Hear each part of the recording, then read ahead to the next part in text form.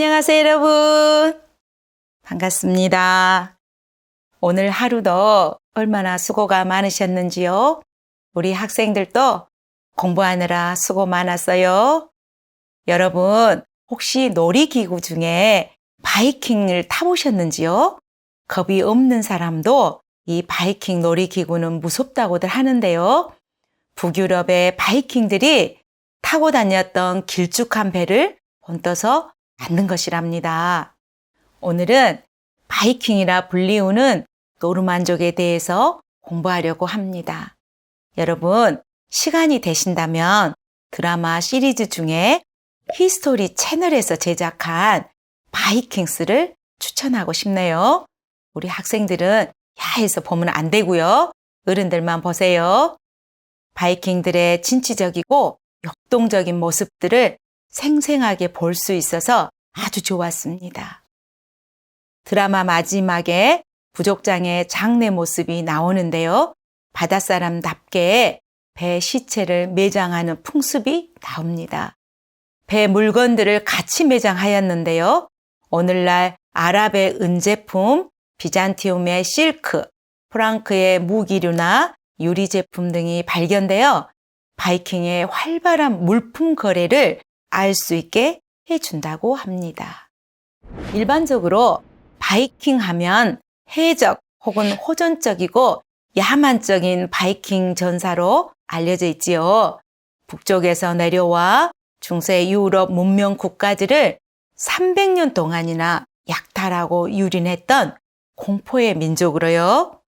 오늘날 바이킹들의 평가는 새로운 땅을 개척하기 위해서 대항해 시대를 열었던 진취적인 탐험가이자 열정적인 개척자이며 상인인 것으로 인정되고 있습니다.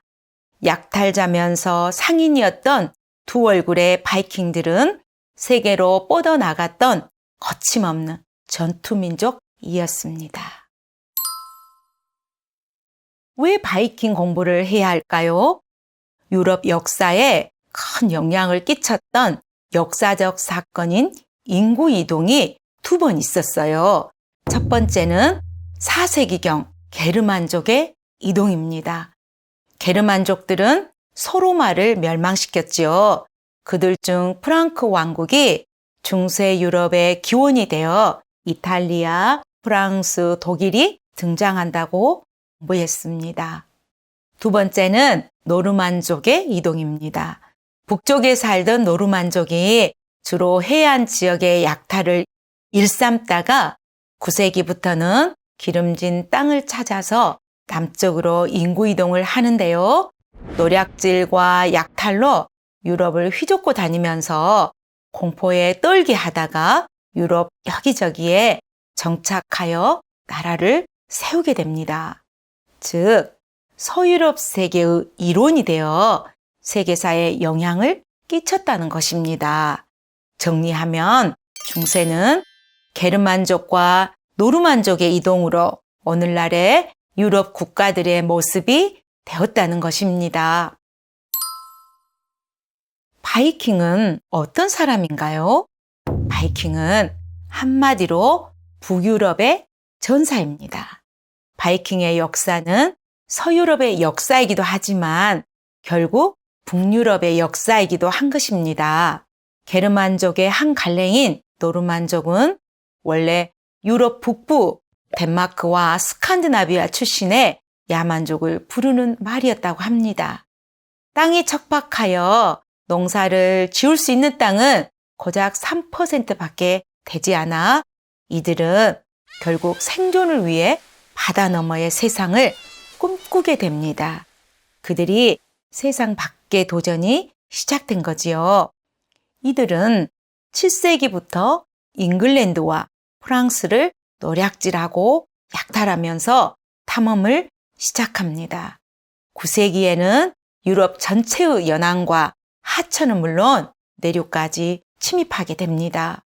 11세기 말까지 북유럽과 중앙유럽까지 항행하며 교역하거나 약탈로 활보한 진취적이고 탐험심이 많은 이 바닷사람을 역사에서는 바이킹 혹은 북부 사람으로 부릅니다.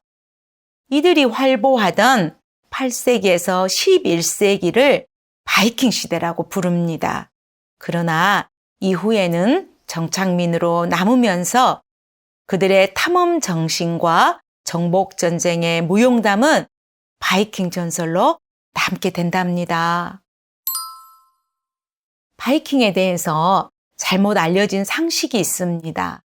바이킹의 뿔이 달린 투구는 북부 신화나 축제 혹은 영상에서 잘못 전파된 것이라고 하네요. 뿔은 적에게 손쉬운 공격 목표가 된다고 합니다. 바이킹들은 단단한 가죽으로 만든 원통형의 투구를 썼고요. 나무와 철로 된 갑옷을 입었다고 합니다. 철로 된 투구와 마스크는 부족장만 장식한 것으로 알려져 있습니다. 머리를 길게 기르고 더러운 야만적인 바이킹의 모습 또한 사실이 아니라고 하네요. 유럽 사람들은 비기독교인들은 대부분 야만인으로 보았다고 합니다. 바이킹은 다른 문화를 가졌을 뿐 야수와 같은 야만성을 가진 원시적인 문화의 사람들은 아니었다라는 것입니다. 바이킹 하면 역시 배죠. 이들은 손재주가 뛰어나 퀼트나 바느질, 금속, 가공, 목공 등이 발달했고요. 특히 배를 만드는 건조 기술과 항해술이 뛰어났다고 합니다. 그랬기 때문에 본고지인 스칸디나비아에서 멀리 떨어진 지중해 연안, 북아프리카, 중앙아시아까지 바이킹이 활동할 수 있었던 거지요. 롱십이라는 배는 일명 긴 독사라고 하는데요. 독특한 모양의 날쌘 배로 머리와 꼬리 부분이 높이 솟구쳐 있어서 거친 바다에서도 항해하기 좋았지만 협소한 강도 어디든지 다닐 수 있어서 치고 빠지는 노략질에 꼭 필요했다고 합니다. 놀라운 것은 유사시 배를 들고 튈 수 있을 만큼 가볍게 만든 기술자들이라고 하네요. 이 배로 북아메리카에서 그린랜드까지도 항해를 하였고요. 날렵해서 유럽의 작은 강을 따라서 유럽 내부 깊숙이 들어가 각지를 휩쓸면서 살인, 강간, 약탈 등 노략질을 하였기 때문에 유럽의 공포 대상이 되었답니다. 바다와 강을 통한 탐험과 식민의 시기가 지난 뒤 바이킹들은 각지에 정착합니다. 이 시기 동안 이 노르드 문화, 혹은 노르만족 문화죠. 이 노르드 문화가 다른 지역에 폭넓게 보급됨은 물론이고요. 또 역으로 외래 문화도 스칸디나비아에 영향을 끼쳤다고 합니다. 뷔페의 유래가 있는데요. 뷔페는 큰 식탁에 여러 가지 음식을 늘어놓고 자기가 먹고 싶은 대로 덜어다 먹게 하는 상차림입니다. 바이킹들은 약탈한 노예 물품들, 식재료와 음식물들을 탁자나 널판지에 늘어놓고 술과 음식을 나눠 먹으며 축제를 벌였던 데서 유래한다고 합니다. 일본에서는 지금도 뷔페 식당을 바이킹 식당이라고 부른다고 하네요.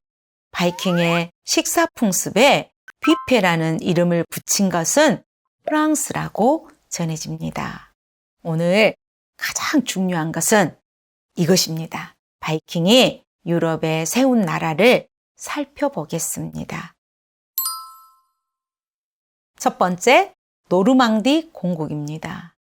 바이킹에게 자꾸 약탈을 당하자 막아낼 힘이 없던 유럽 서프랑크의 국왕 카를로스 3세는 노르만의 두목이었던 롤로에게 더 이상 약탈을 하지 말라고 912년 오늘날 프랑스의 생강하르 지역 땅을 아예 넘겨줍니다.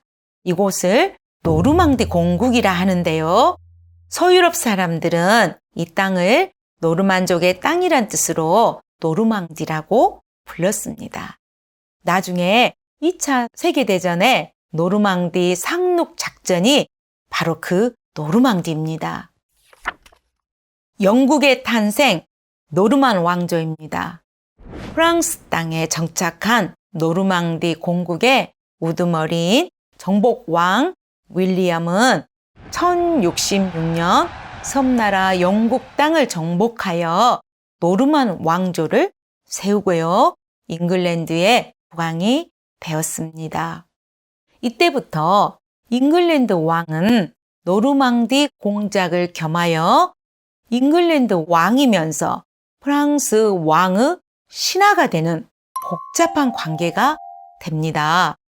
이 노르만 왕조가 오늘날 영국의 기원이랍니다. 엘리자베스 여왕의 조상이 바이킹어입니다. 윌리엄은 영국의 땅이 모두 국가의 소유라고 선언하고요. 헤이스팅스 전투에 참가하여 공을 세운 노르망디의 귀족들에게 땅을 골고루 나누어 줍니다. 이 전투에 이겨서 영국 왕이 되었답니다. 이때 땅을 받은 귀족들은 저마다 그 땅에 성을 하나씩 지었다고 하네요. 윌리엄도 템스 강 옆에 크고 아름다운 런던 타워 성을 지었답니다. 다음은 시칠리아 공국입니다. 프랑스의 노르만족은 11세기 초 이탈리아에 진출하여 나폴리 왕국을 건설하고 이후 이슬람 세력을 몰아내고 시칠리아 섬을 점령하여 시칠리아 공국을 건설하게 됩니다. 9세기 노르만족은 오늘날 러시아의 기원이 되는 노브고로드 공국을 세웁니다. 그러다 다시 키예프 공국으로 중심지를 옮겼습니다. 키예프 공국은 꼭 학생들은 알아두어야 합니다. 비잔틴 제국, 즉 동로마와 교역을 했고요. 그 영향을 받아서 그리스 종교를 국교로 받아들였습니다. 또 그리스 문자를 변형한 키릴 문자로 성경을 번역했습니다. 또 비잔틴 제국의 성소피아 대성당과 같은 성소피아 대성당을 건축했습니다. 비잔틴 제국의 성소피아 성당은 이슬람이 지배하면서 4개의 미너렛을 설치했으니 꼭 구별하시기 바랍니다. 원래의 거주지에 남아있던 노르만 사람은 스웨덴과 덴마크, 노르웨이 국가를 세웠어요. 이들은 북극쪽에 아이슬란드와 그린란드로 가는 길을 개척했답니다. 놀랍지요? 그리고 콜럼버스보다 500년이나 먼저 아메리카 대륙으로도 나갔답니다. 다시 정리합니다. 노르만족이 세운 나라입니다. 오늘은 중세의 주인공인 바이킹에 대해서 공부했는데요. 도움이 되셨을까요? 구독, 좋아요, 알림 설정 부탁드립니다. 감사합니다. 안녕!